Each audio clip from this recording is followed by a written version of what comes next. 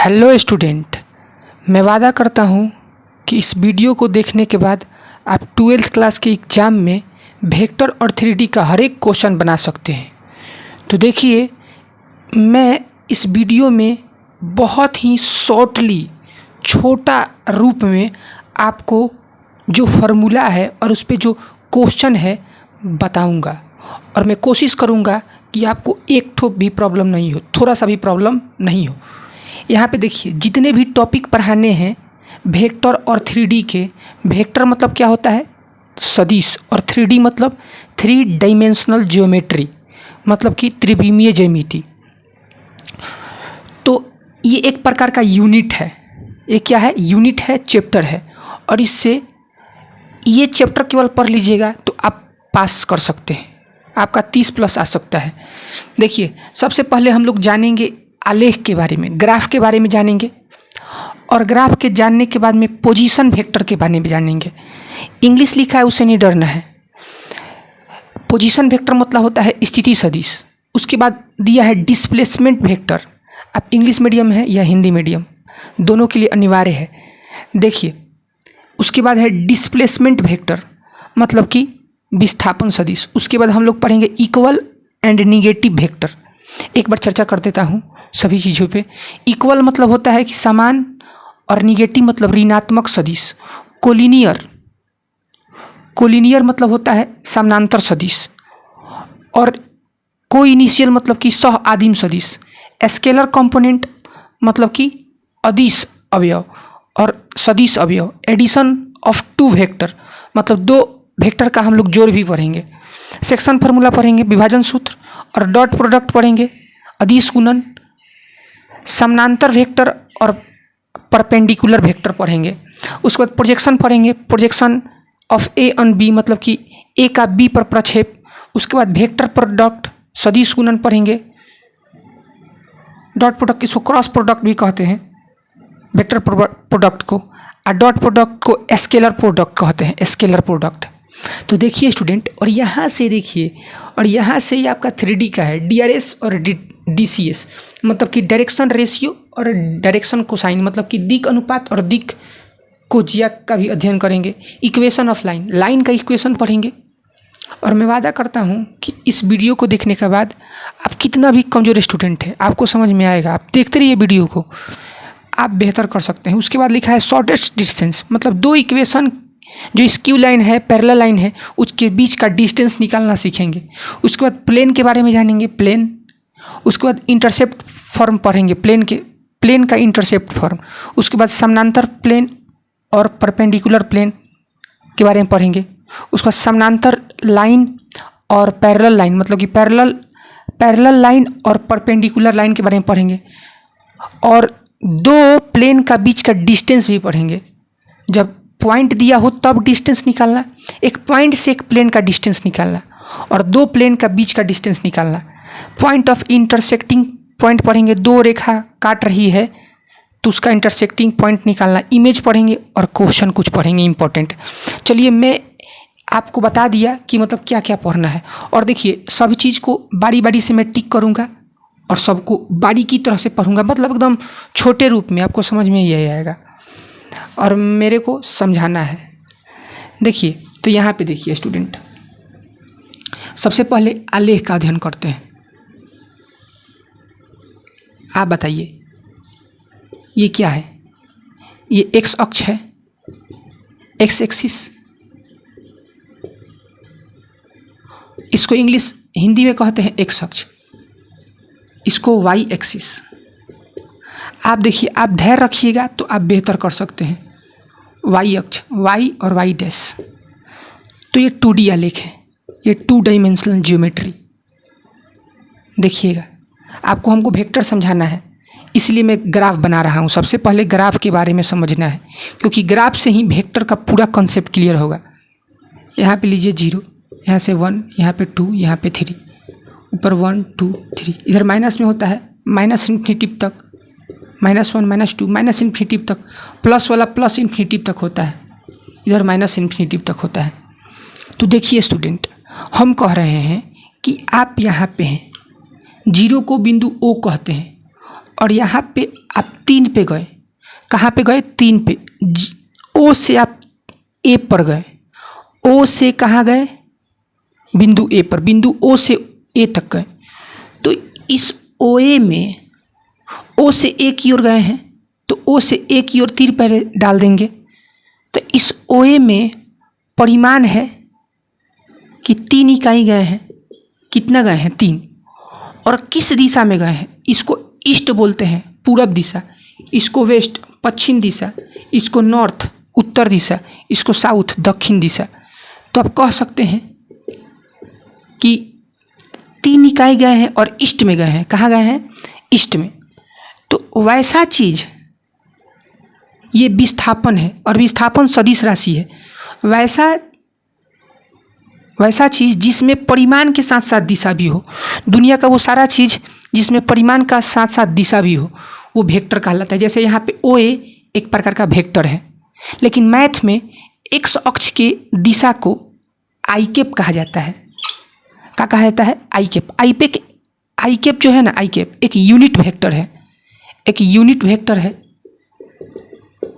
जो एक्स अक्ष के दिशा को निर्देशित करता है। और ये यूनिट मतलब इसका इकाई सदिश होता है। इसका परिमाण 1 होता है। अभी सभी चीज़ों का चर्चा करेंगे, केवल अभी हमको आलेख बताना था।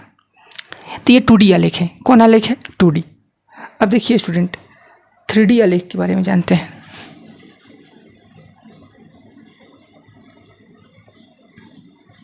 हम सभी चीज़ों को मिटका भी सकते हैं। देखिए, सभी चीज़ों को मिटका सकते हैं। आप क्या कर लीजिए? नोट कर लीजिए स्टूडेंट। आप नोट कर लीजिए, फिर पढ़ने में मज़ा आएगा। इस तरह बोर्ड खाली हो जाएगा। देखिए स्टूडेंट, सबसे पहले 2D आलेख पढ़े। अब हम लोग पढ़ेंगे 3D आलेख।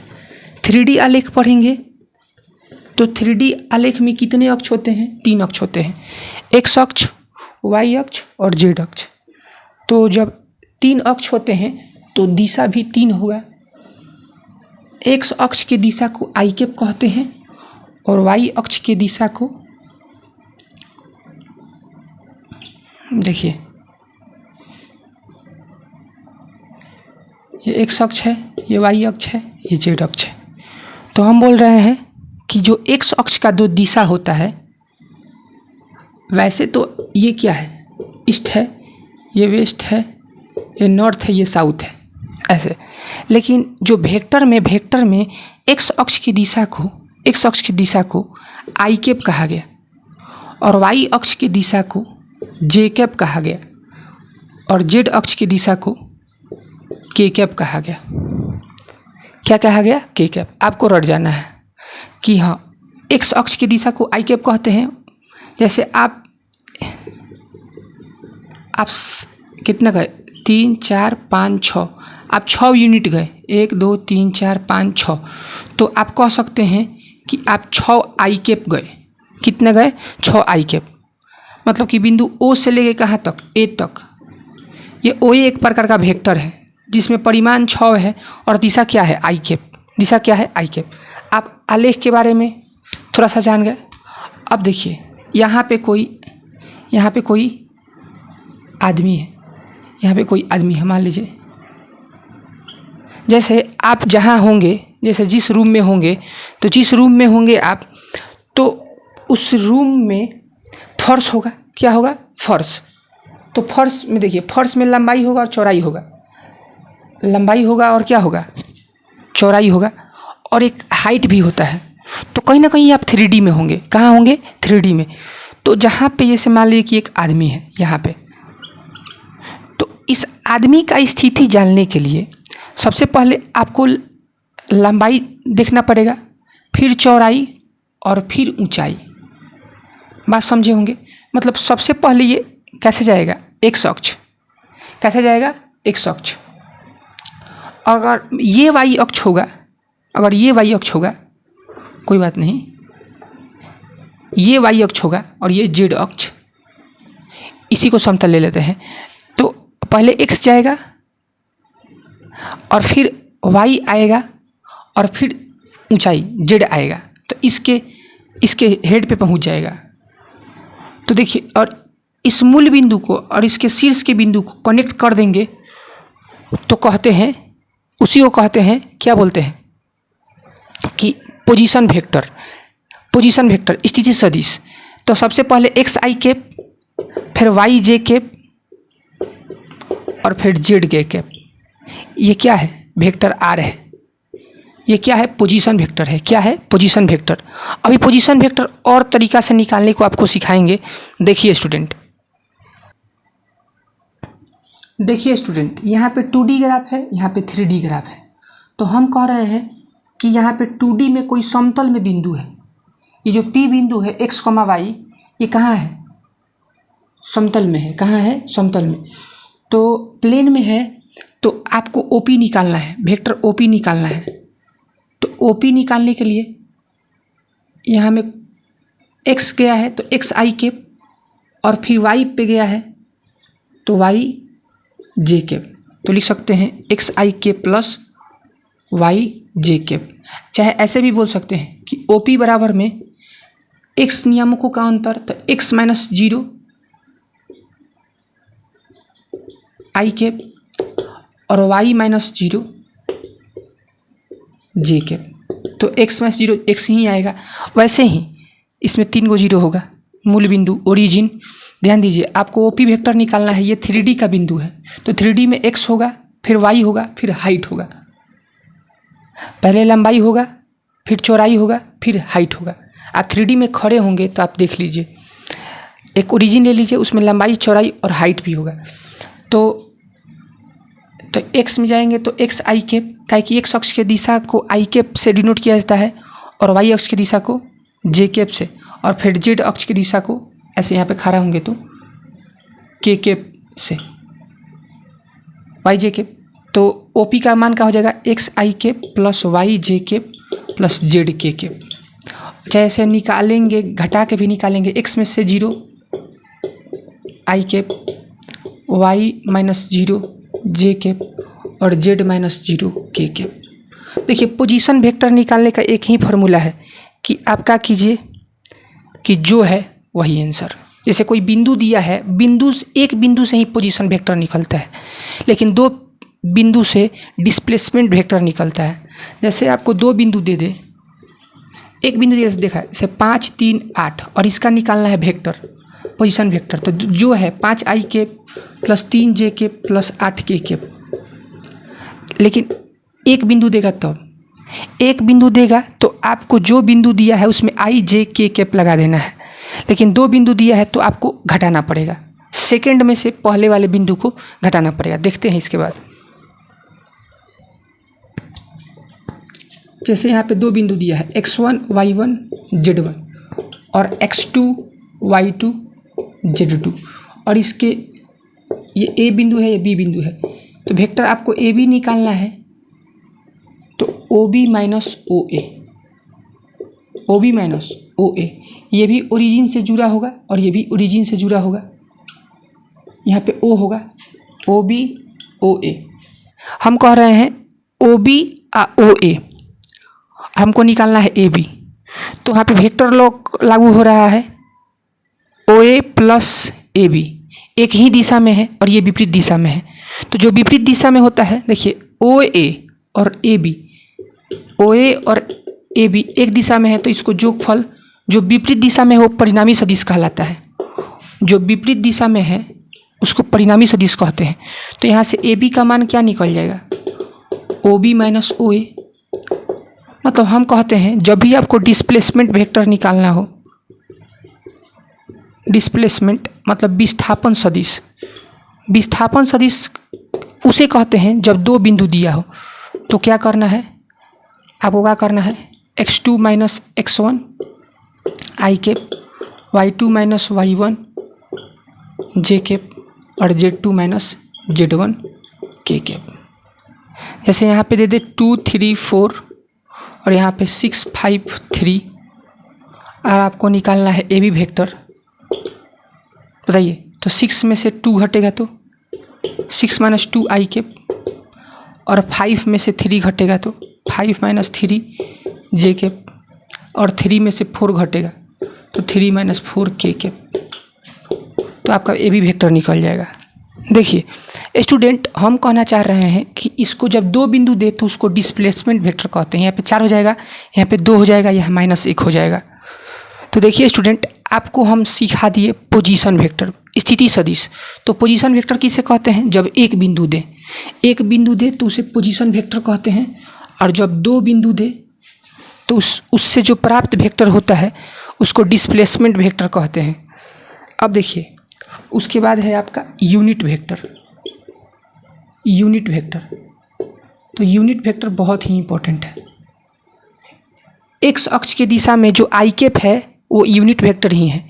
वाई अक्ष का जो दिशा निर्देशित करता है जे कैप, वो यूनिट वेक्टर ही है। और जेड अक्ष का जो दिशा निर्देशित करता है के कैप, वो यूनिट वेक्टर है। यूनिट वेक्टर किसे कहते हैं?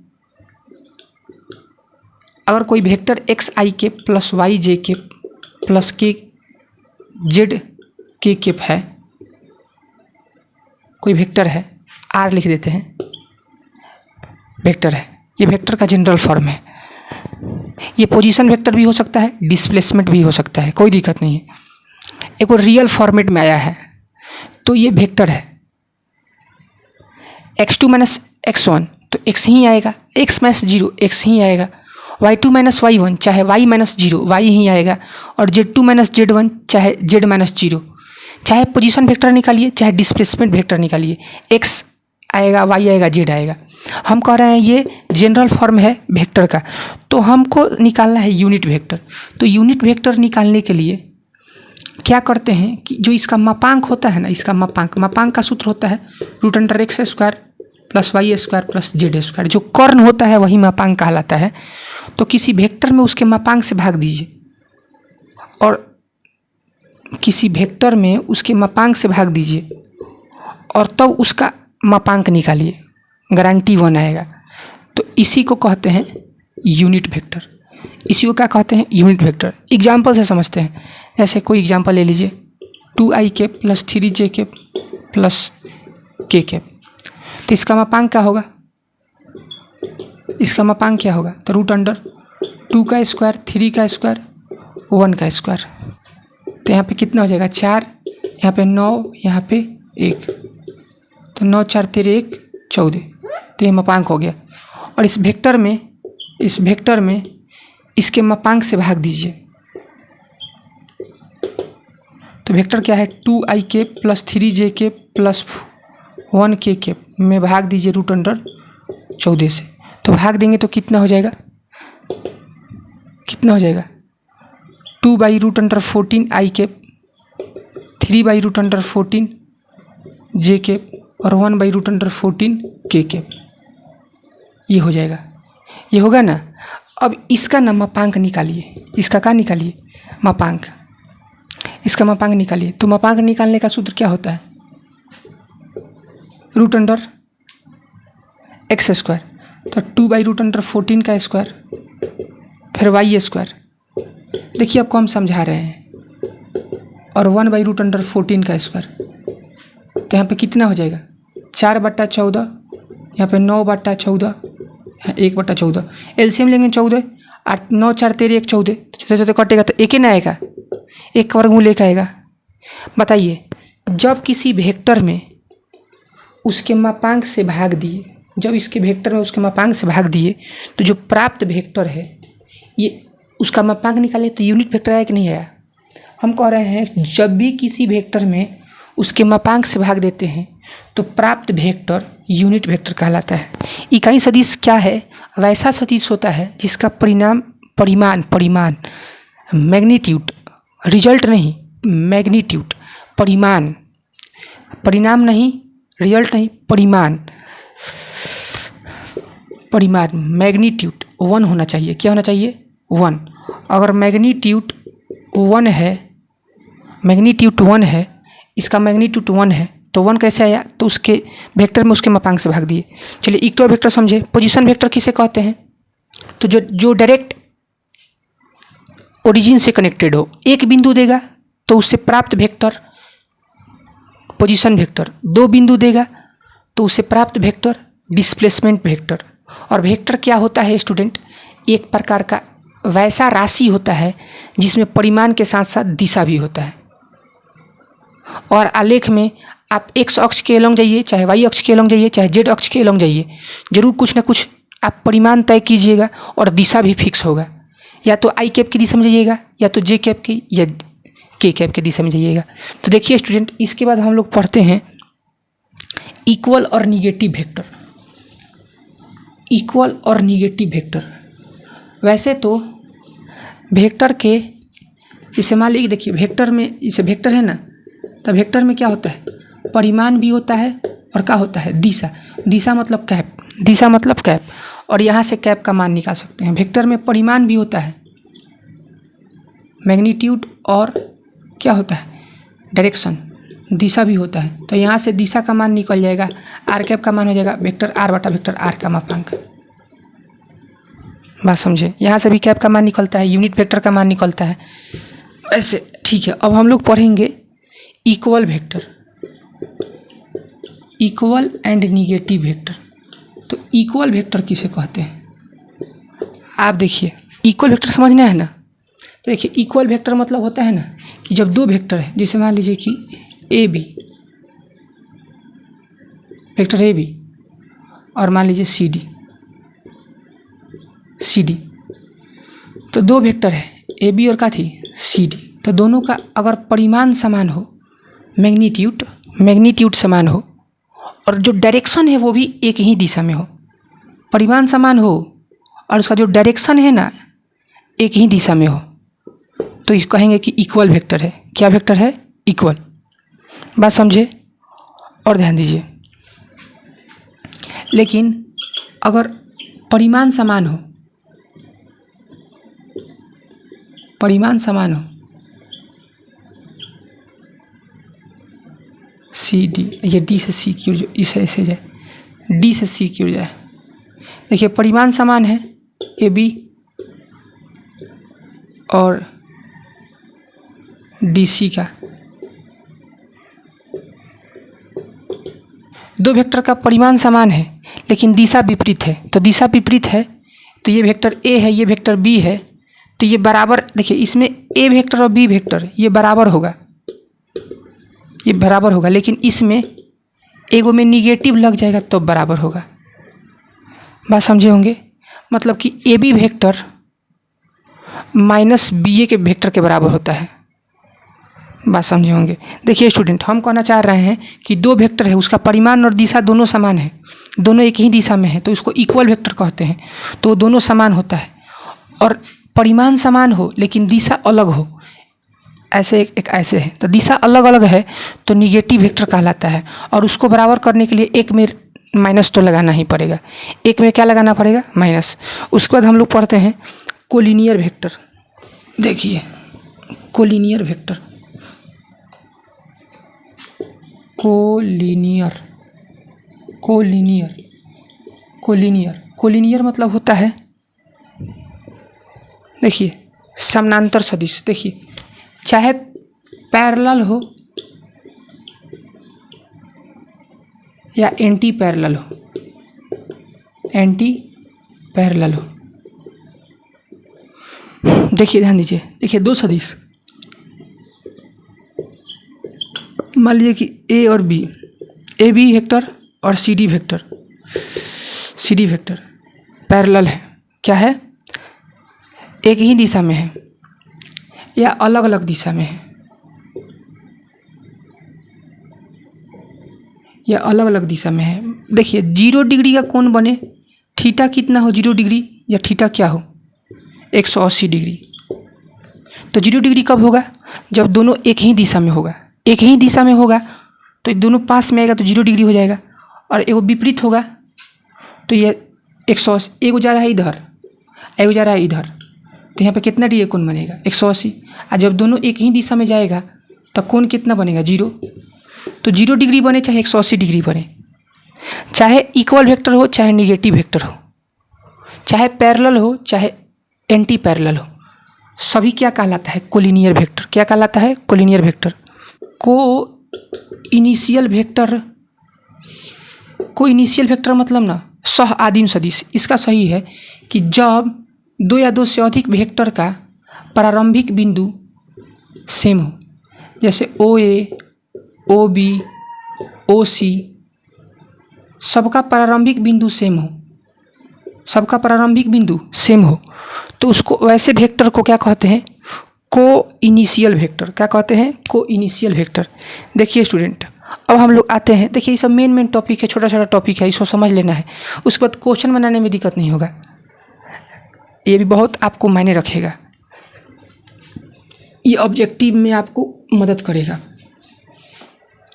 देखिए कोनिशियल वेक्टर समझ गए। अब जैसे मान लीजिए कि आपको कोई वेक्टर दे दिए 2i plus 3j plus 5k, और आपसे कहे कि इसका स्केलर कंपोनेंट मतलब कि इसका अदिश, तो अदिश क्या क्या है? अदिश जो अवयव है 2, 3 और क्या है 5 है, और इसका वेक्टर कंपोनेंट क्या है? वेक्टर कंपोनेंट, तो वेक्टर कंपोनेंट क्या क्या है? 2i, 3j और 5k। बात समझे होंगे। आगे चल के बताएंगे आपको कि जो है 2, 3 है ना, 2, 3 ये वेक्टर का क्या कहलाता है? ये वेक्टर का डायरेक्शन रेशियो भी कहलाता है, यही बताएंगे। इसको डायरेक्शन रेशियो भी कहते हैं, इसको ABC भी कहा जाता है। क्या कहा जाता है? ABC। ठीक है,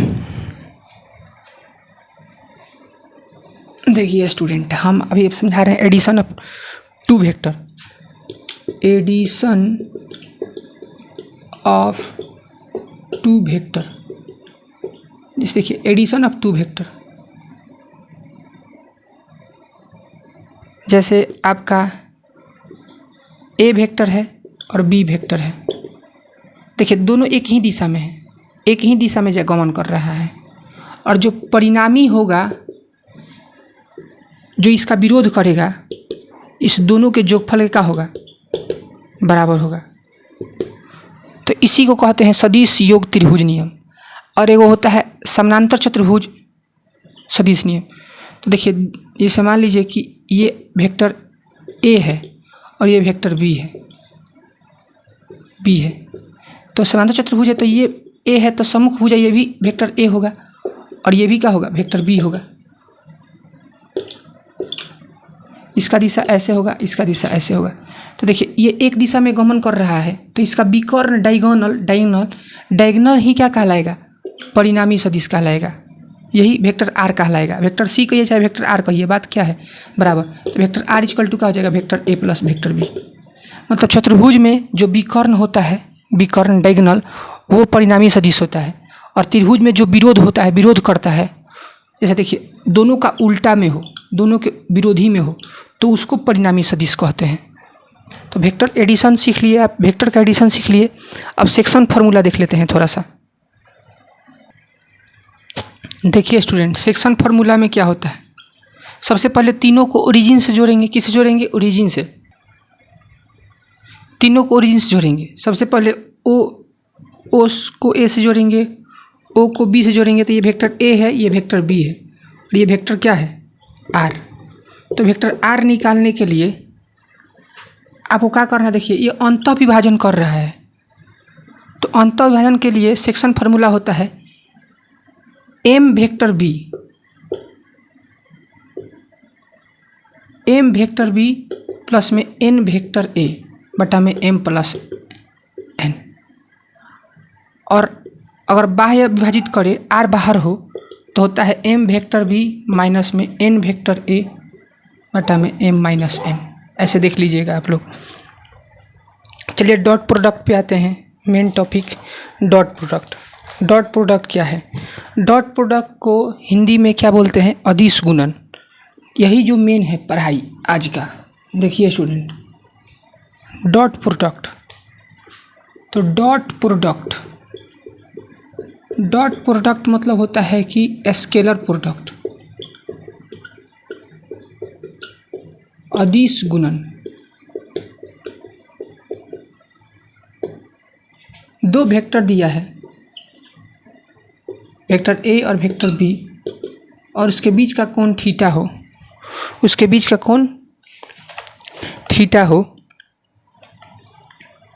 तो स्केलर तो स्केलर प्रोडक्ट क्या होता है, तो A dot B, scalar product को ऐसे सूचित किया जाता है ऐसे, और उसका सूत्र होता है ए का मापांक, बी का मैग्नीट्यूड और कॉस थीटा, ये सूत्र होता है ए डॉट बी। हम लोग एग्जाम्पल से भी समझेंगे। अब ध्यान दीजिए, जैसे अगर आपको थीटा का मान 0 डिग्री दे दे, जब थीटा अगर 0 डिग्री हो तो यहाँ पे ए डॉट बी क्या होगा, अगर ए और बी एक ही पर हो तो यहाँ पे ए डॉट बी क्या होगा, ये सूत्र होता है, याद कर लेना है। और देखिए जब 0 होगा तो ए का मापांक, बी का मापांक और कॉस 0, बताइए कॉस 0 डिग्री का मान कितना होता है, तो ए का मापांक बी, और बताइए कॉस 0 का मान कितना होता है, कॉस 0 का मान 1 होता है, कॉस 0 का मान होता है 1, तो क्या हो जाएगा ए बी।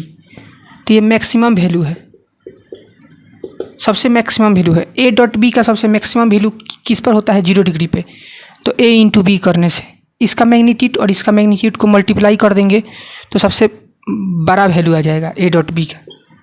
अगर थीटा क्या हो, थीटा 90 डिग्री हो तो ए डॉट बी का मान क्या आता है, वेक्टर ए का मापांक, वेक्टर बी का मापांक और कॉस 90। देखिए इसका यूज कहाँ होने वाला है, ए बी, और कॉस 90 का मान क्या होता है 0, तो 0 हो जाएगा। तो थीटा 90 हो तो वहाँ पे डॉट प्रोडक्ट क्या होता है 0, डॉट प्रोडक्ट क्या होता है 0। अब देखिए स्टूडेंट, अब देखिए आई में आई से डॉट होगा, आई में आई से डॉट होगा, तो यहाँ पे देखिए सेम डायरेक्शन है, तो सेम डायरेक्शन है, ये भी एक्स अक्ष का दिशा है, ये भी एक्स अक्ष का दिशा है, तो कोण कितना होगा 0, तो कोण 0 में क्या होता है, तो इसका सूत्र क्या होगा, पहले आई कैप का मापांक, फिर आई कैप का मापांक मैग्नीट्यूड और काथी कॉस 0। देखिए यहाँ पे ए का मापांक, बी का मापांक कॉस थीटा, ये डॉट का सूत्र होता है, ए का मापांक, बी का मापांक कॉस थीटा, तो आई यूनिट वेक्टर है तब इसका मापांक 1, इसका मापांक 1 और इसका 1, तो 1 आएगा। मतलब आई डॉट आई का मान कितना होता है 1, आई डॉट आई का मान कितना होता है 1, जे डॉट जे का मान कितना होता है 1, और के डॉट के का मान कितना होता है 1। ये 3 बात, आई डॉट आई का मान 1, जे डॉट जे का मान 1 और के डॉट के का मान कितना 1, यही क्रॉस में होगा जैसे आई और जे। तो आई कैप एक्स अक्ष का दिशा और जे कैप वाई अक्ष का दिशा, और हम जानते हैं कि एक्स अक्ष और वाई अक्ष तीनों एक दूसरे पे क्या होते हैं, परपेंडिकुलर होते हैं। क्या होते हैं, परपेंडिकुलर। तो इस दोनों के बीच में 90 डिग्री का कोण बनेगा, 90 डिग्री का मान क्या जाएगा 0, तो आई डॉट जे का मान 0 होता है, जे डॉट के का मान क्या होता है 0। डॉट में अलग अलग होगा, क्यों होगा, तो 0 होगा। के डॉट आई कैप में तो इसका मान क्या होगा 0, अलग अलग होगा तो 0, और सेम सेम होगा तो 1, सेम सेम होगा तो क्या होगा 1। ऐसे इस पे क्वेश्चन देखते हैं, क्वेश्चन बनाएंगे तो और माइंड क्लियर होगा, इसको नोट कर लीजिए।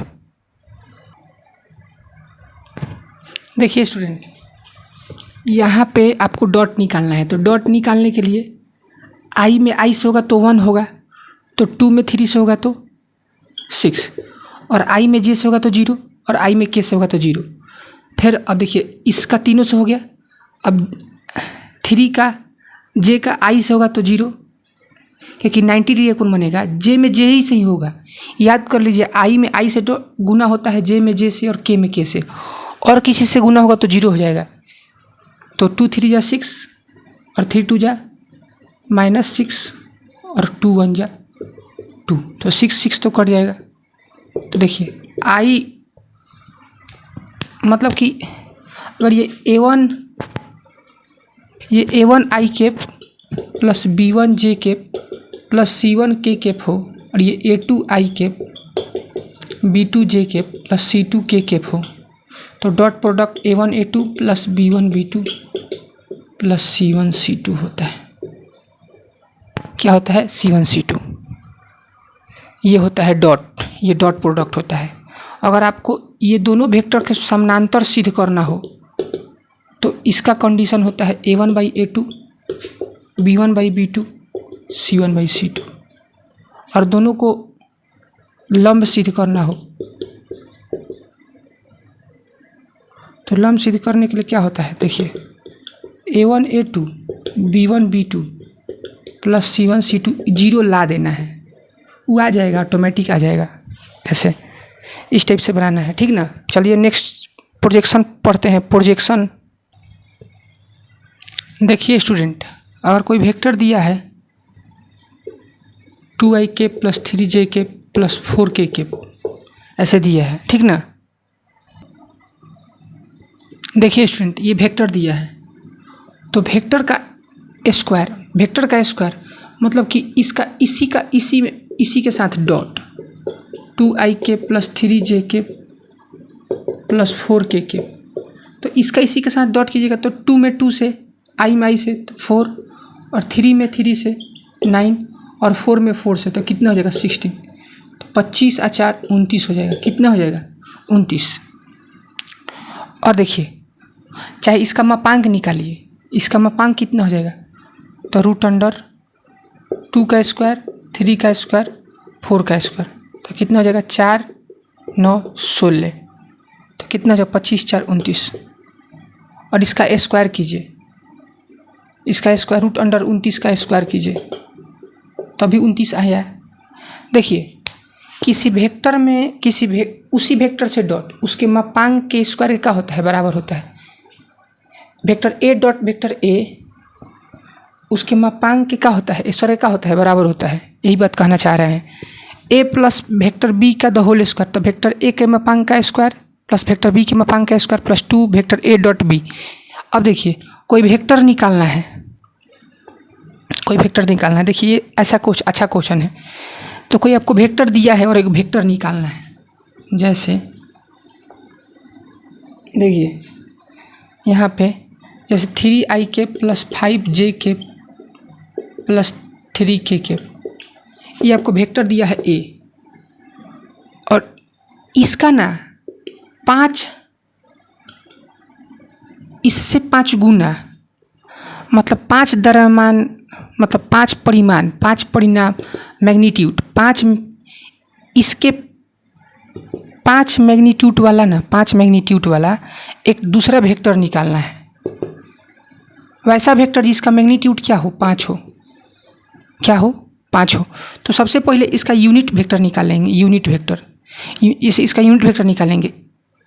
क्या करेंगे ना 3ik + 5jk + 3kk में न इसके मापांक से भाग दे देंगे। किससे भाग दे देंगे, मापांक से। और जितना द्रव्यमान मतलब जितना परिमाण वाला वेक्टर निकालना हो उतना से क्या कर देंगे, गुना। देखिए जो वेक्टर दिया है उसका यूनिट वेक्टर निकाल के जितना परिमाण वाला निकालना है उससे गुना, तो वेक्टर क्या हो जाएगा, निकल जाएगा। कहेगा ना 5 परिमाण वाला वेक्टर निकालिए, तो पहले उसका यूनिट वेक्टर निकाल दीजिए और उसमें 5 से गुना कर दीजिए। 7 परिमाण वाला वेक्टर निकालिए तो उसका यूनिट वेक्टर निकालिए, उसमें 7 से गुना कर दीजिए, जो वेक्टर आपको देगा। देखिए projection formula A on B, A का बी पर प्रक्षेप, बी पर, तो जिस पर प्रक्षेप निकालना हो, जैसे वेक्टर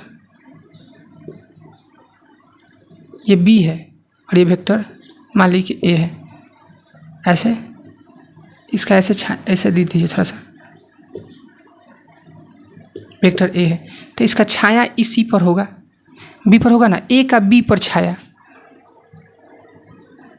तो पहले दोनों का डॉट हो जाएगा और जिस पर छाया निकालना है तो उसी के मापांक से भाग। इसको ऐसे भी लिख सकते हैं, वेक्टर ए और बी कैप, मतलब जिस पर छाया हो उसका कैप। ए का बी पर प्रक्षेप, तो वेक्टर बी में वेक्टर बी के मापांक से क्या कर देंगे, भाग दे देंगे, भाग दे देंगे। चलिए क्रॉस प्रोडक्ट के बारे में पढ़ाते हैं। देखिए स्टूडेंट, यहाँ पे क्रॉस प्रोडक्ट का सूत्र है, vector A cross vector B. तो इसका क्रॉस का सूत्र क्या होता है, वेक्टर ए का मापांक वेक्टर बी का मापांक sin थीटा n कैप। ये क्या है, क्रॉस का सूत्र है। क्रॉस मतलब कि सदिश गुणन। इससे ना एक सदिश वेक्टर प्राप्त होता है। जो n वेक्टर है, यही इस ए क्रॉस बी का दिशा बतलाता है। ये ए है, ये बी है और बीच का कोण थीटा है। तो ऐसे ए से बी की ओर ये अंगूठा है ना, बाहर जो निकला है अंगूठा, ये एन कैप है। ये क्या है? N cap. N cap perpendicular vector होता है, लंबवत वेक्टर होता है, हमेशा याद कर लेना है। अब बताइए, अगर थीटा 0 हो, थीटा क्या हो? 0 डिग्री, तो ए क्रॉस बी का मान क्या होगा? देखिए इधर उसमें 1 आता था, डॉट प्रोडक्ट में क्या आता था? 1। अब देखिए इसमें 1 नहीं आएगा, इसमें 0 आ जाएगा। उल्टा होता है, वेक्टर ए का मापांक वेक्टर बी का मापांक और साइन 0। साइन 0, तो साइन 0 का मान कितना होता है? 0। तो 0 से गुना होगा तो क्या हो जाएगा? 0। तो ए में बी से क्रॉस होता है। अरे यार, ए में ए से, तब ना थीटा 0 होगा। सेम का सेम से, अगर थीटा 0 हो, थीटा क्या हो? 0 हो, तो सेम होगा, सेम होगा, सेम सेम होगा, तब ना थीटा 0 होगा, एक ही पे होगा। तो हम कह रहे हैं यहाँ पे ए का मापांक होगा, ए का मापांक। हम कह रहे हैं जब थीटा 0 हो तो उसका मान क्या होता है? 0। अगर थीटा क्या हो? 90। थीटा क्या हो? 90। देखिए 90, देखिए थीटा अगर 90 हो तो A cross B, A cross B, vector A का मापांक वेक्टर बी का मापांक साइन 90 एन कैप। तो वेक्टर ए का मापांक वेक्टर बी का मापांक साइन 90 का मान कितना होता है? 1 इंटू एन कैप।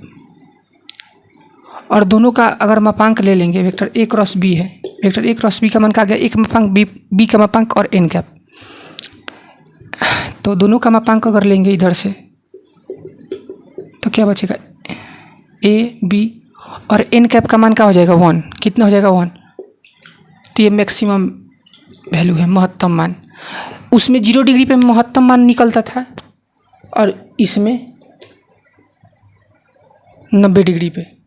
किस पे? 90 डिग्री पे, ठीक ना। ए में जब बी से डॉट होता था तो क्या होता है? ए का मापांक बी का मापांक कॉस थीटा, ये सूत्र होता है ना। तो यहाँ पे 0 डिग्री होगा, 0 डिग्री तो 1 हो जाएगा।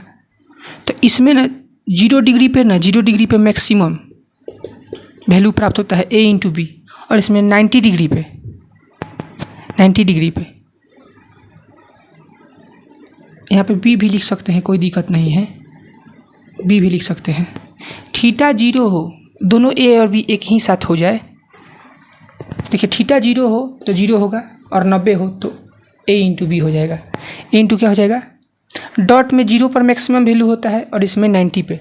क्रॉस समझ में आया? और देखिए क्रॉस निकालने का एक और तरीका है, आप उसको डिटर्मिनेंट वैल्यू से आप बना सकते हैं। जैसे आपको एग्जाम्पल से समझाते हैं। जैसे आपको एग्जाम्पल दे दे कोई कि जैसे वेक्टर ए दे दे आपको 2i के प्लस 3j के प्लस 2k के, और वेक्टर बी दे दे 3i के माइनस 2j के प्लस k के, और इसका क्रॉस निकालना है। तो डॉट निकालने के लिए तो आप सेम में सेम से कर देते थे, i में i से, j में j से, k में k से।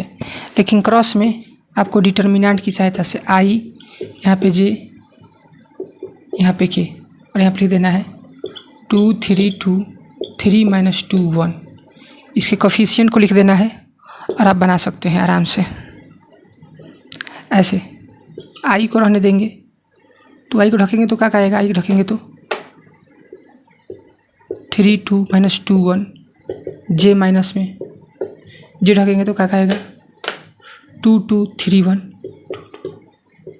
3 1, और k कैप प्लस में होगा तो रखेंगे तो क्या आएगा? 2 3 3 माइनस 2। इसको हल कर दीजिए तो 3 एकम 3 माइनस माइनस 4 तो प्लस 4 हो जाएगा, माइनस 6 माइनस 4 और माइनस 9। इसको हल कर देंगे। देखिए यहाँ पे ये हो जाएगा 7i के, यहाँ पे 2 में से 6 घटेगा तो -4, तो माइनस माइनस प्लस 4j के, और यहाँ पे -13k के। तो ये क्या हो जाएगा, क्रॉस का मान। क्या हो जाएगा, क्रॉस का मान। देखिए i में i से क्रॉस होता है तो उसमें तो 1 होता था, इसमें 0 होता है। कितना होता है, 0। कितना होता है, 0। j में j से क्रॉस होता है तो 0, k में k से क्रॉस होता है तो 0। लेकिन i में j से अगर क्रॉस होगा तो k आएगा। साइक्लिक चलता है, साइक्लिक चलता है ऐसे।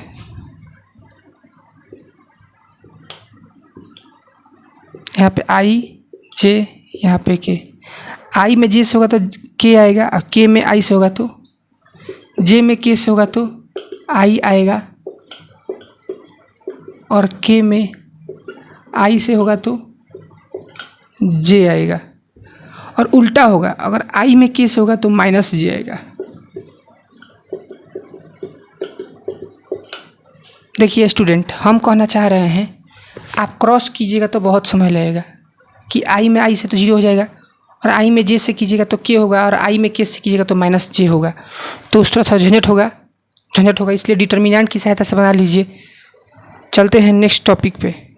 देखिए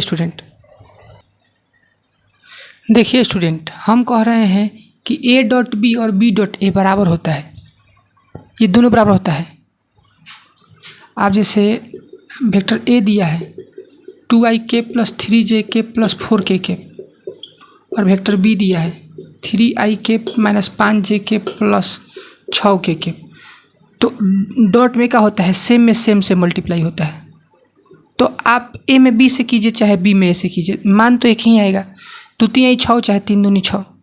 तो a.b और b.a क्या होता है, बराबर होता है। लेकिन a क्रॉस b और b क्रॉस a बराबर नहीं होता है, b क्रॉस a बराबर नहीं होता है। क्यों नहीं होता है, कि देखिए चिन्ह का फर्क पड़ जाएगा। a क्रॉस b में जैसे मान लीजिए i j के k तो होगा, लेकिन a क्रॉस b में a पहले होगा b बाद में होगा, अब b क्रॉस में b पहले होगा a बाद में होगा, तो मान में परिवर्तन आ जाएगा। तो इसलिए माइनस का चिन्ह का परिवर्तन होता है, माइनस लगेगा तो दोनों का हो जाएगा बराबर। और चतुर्भुज का क्षेत्रफल निकालना है, चतुर्भुज का। देखिए चतुर्भुज में अगर वेक्टर a मालूम हो चतुर्भुज का क्षेत्रफल, तो 2 प्रकार से निकाल सकते हैं। वेक्टर a और वेक्टर b मालूम हो तो दोनों का क्रॉस कीजिए और उसका मापांक निकाल लीजिए। क्या निकाल लीजिए, मापांक। या ऐसे सूत्र लगा सकते हैं 1/2 d1 × d2। जो d1 होता है d1, ये कहीं ना कहीं d1 vector a + vector b के क्या होता है, बराबर। और जो d2 होता है कहीं ना कहीं वेक्टर a और वेक्टर b के अंतर का क्या होता है, बराबर। और त्रिभुज क्षेत्रफल, अगर चतुर्भुज के क्षेत्रफल निकाल दिए, vector a cross vector b का मापांक, और उसका आधा कर दिए, तो कहीं ना कहीं किसका क्षेत्रफल है, त्रिभुज क्षेत्रफल। किसका क्षेत्रफल है, त्रिभुज क्षेत्रफल। तो इसी के साथ भंडार तरीके से ले चलते हैं 3D में, डायरेक्शन रेशियो और डायरेक्शन कोसाइन के बीच में। मज़ा आने वाला है, देखिए वीडियो को धांसू तरह से। देखिए स्टूडेंट, यहाँ पे जब भी एक बिंदु दे तो वही आपका डायरेक्शन रेशियो हो जाता है, दिक् अनुपात 2 3 -5। चाहे कोई वेक्टर दे वेक्टर, तो वही 4 3 -7, यही ABC का क्या हो जाएगा, मान। यही दिक् अनुपात डायरेक्शन रेशियो DRSS हो जाएगा, DRS। लेकिन जब 2 बिंदु दे तो आपको क्या करना है, घटाना है। b में से एक का करना है, घटाना है। b में से एक का करना है, घटाना है। x2 - x1, x1 y1 z1 है, और x2 y2 है z2 है, तो x2 - x1 करना है। तो क्या हो जाएगा, 5 - 1, और क्या हो जाएगा 4 - 2, और -2 - 3, तो कितना हो जाएगा 4 2 और -5। ये हो जाएगा डायरेक्शन रेशियो। तो डायरेक्शन रेशियो में हम आशा करते हैं कि आप लोग को दिक्कत नहीं हुआ होगा। एक बिंदु दे तो वही डायरेक्शन रेशियो, एक वेक्टर दे तो वही डायरेक्शन रेशियो, 2 बिंदु दे तो उसका घटा लेंगे। बाद वाले में से पहले वाले बिंदु का करेंगे, घटा लेंगे, वही ABC का मान हो जाएगा। अब देखिए सीखते हैं डायरेक्शन कोसाइन। तो डायरेक्शन रेशियो में ना उसके मापांक से भाग दे दीजिए। जैसे डायरेक्शन रेशियो है ना, और उसके मापांक से भाग दे दीजिए। जैसे डायरेक्शन रेशियो है ना, और इसका मापांक क्या होगा, इसका मापांक तो रूट अंडर 4 का स्क्वायर, 3 का स्क्वायर और -7 का स्क्वायर, तो 16 + 9 + 49, तो 25 और 49 तो कितना हो जाएगा 74, रूट अंडर 74। तो रूट 74 से इसमें भाग दे दीजिए, तो 4/√74, 3/√74 और -7/√74, तो हो जाएगा DCS, डायरेक्शन कोसाइन। इसका वेक्टर निकाल लीजिए, पहले ए बी वेक्टर निकाल दीजिए और उसके मापांक से भाग दे दीजिए। इसमें कहीं ना यूनिट वेक्टर है ना, यूनिट वेक्टर उसी से रिलेटेड है सब। देखिए बताते हैं, देखिए स्टूडेंट, यहाँ पे जैसे वेक्टर ए है 3i + 2j + 1k है ना, 2j है। तो हम कह रहे हैं कि इसका ए कैप क्या होता है, यूनिट वेक्टर। तो वेक्टर ए में वेक्टर ए के मापांक से भाग, मतलब 3i + 2j + 1k में इसके मापांक से भाग। तो इसका मापांक क्या होगा, 3 का स्क्वायर + 2 का स्क्वायर + 1 का स्क्वायर, 9 + 4 + 1, तो रूट अंडर 14। तो रूट अंडर 14 से भाग, रूट अंडर 14 से भाग, तो 3/√14 i + 2/√14 j और 1/√14 k। तो देखिए ये जो 3 और 2 एक है ना, 3 2 1, ये DRS डायरेक्शन रेशियो है। क्या है, डायरेक्शन रेशियो। और जो यूनिट वेक्टर का ना, यूनिट वेक्टर का जो कोफिशिएंट होता है उसी को DCS डायरेक्शन कोसाइन कहते हैं। क्या कहते हैं, डायरेक्शन कोसाइन। डायरेक्शन कोसाइन ये 3/√14, 2/√14 और 1/√14 ये है, ये डायरेक्शन कोसाइन है। क्या है, डायरेक्शन कोसाइन। डायरेक्शन कोसाइन निकालने का एक और फार्मूला है। अगर थीटा दिया हो तब, अगर थीटा दिया हो तब, अगर x अक्ष के साथ अल्फा, y अक्ष के साथ बीटा और z अक्ष के साथ गामा कोण बनता है, तो कॉस अल्फा, कॉस बीटा और कॉस गामा, ये भी कहीं ना कहीं क्या है, ये भी कहीं ना कहीं क्या है, दिक्कोजिया ही है। क्या है, डायरेक्शन कोसाइन ही है। डायरेक्शन कोसाइन निकालने का दो तरीका, दो। उसके डायरेक्शन रेशियो में उसके मैग्नीट्यूड से भाग दे दीजिए, वो भी डायरेक्शन कोसाइन कहलाएगा। या cos alpha, cos beta, cos gamma भी डायरेक्शन कोसाइन कहलाएगा। बात समझे होंगे। अब ध्यान दीजिए स्टूडेंट्स, अगर आपको बात समझ रहे होंगे आप लोग, देखिए मैं कोशिश करता हूँ कि आप लोग समझ रहे होंगे। अगर आपसे कोई पूछ दे कि एक्स अक्ष का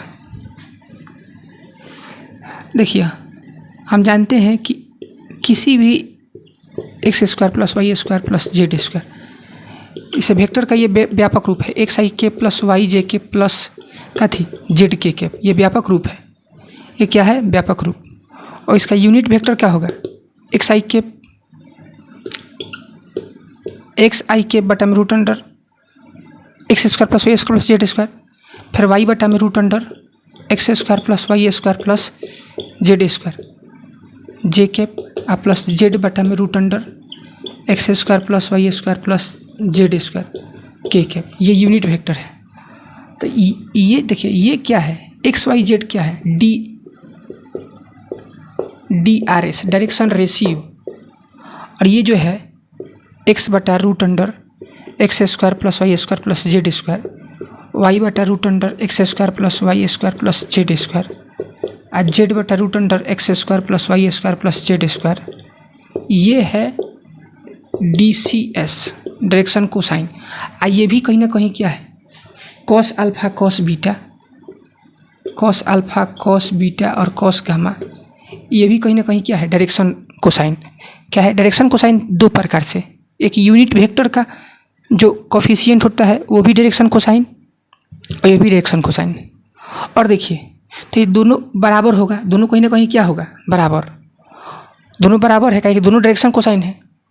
अब बताइए इस तीनों का वर्ग करके जोड़ेंगे, वर्ग करके जोड़ेंगे तो कितना आएगा, आप बताइए। लो तो इसका वर्ग करेंगे तो ऊपर तो एक्स स्क्वायर हो जाएगा, लेकिन नीचे रूट कट जाएगा। इसका स्क्वायर करेंगे पूरा का तो वाई स्क्वायर हो जाएगा, रूट कट जाएगा। इसका स्क्वायर करेंगे पूरा का तो जेड स्क्वायर रूट कट जाएगा। और सबको जोड़ेंगे तो कट के कितना जाएगा, 1। मतलब हम कह रहे हैं ना कि cos square alpha cos square beta और कॉस स्क्वायर गामा, इसका मान 1 होता है। क्या होता है, 1। क्या होता है, 1। जो दिक् को जिया होता है उनके वर्गों का योगफल कितना होता है, 1। इसको LMN भी कहते हैं। तो L square plus M square plus N square का मान कितना होता है, 1 होता है। आप वर्ग करके चेक कर लीजिए, इसके वर्ग कीजिए तीनों को और जोड़िए, गारंटी 1 आएगा। कितना है, 1। और जब इसको साइन में चेंज करिएगा, कॉस स्क्वायर थीटा बराबर क्या होता है, 1 माइनस साइन स्क्वायर थीटा। तो sine square alpha plus sine square beta और साइन स्क्वायर गामा का मान 2 हो जाएगा। कितना हो जाएगा, 2।